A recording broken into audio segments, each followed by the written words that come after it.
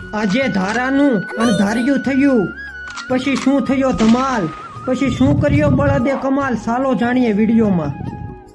જય જવાન જય કિસાન। સવાર સવારમાં પહેલા તો અમે બળદગાડું લઈને વાડી તરફ ગયા। ત્યાં જઈને અમે જોયું કે આજે તો મિશન ઇમ્પોસિબલ લાગે છે, કેમ કે 8 વાગ્યાથી લઈને 12 વાગ્યા સુધીમાં ઓછામાં ઓછું અમારે 20 વીઘાનું સાથી બળદ હુએ હાંકવાનું હતું।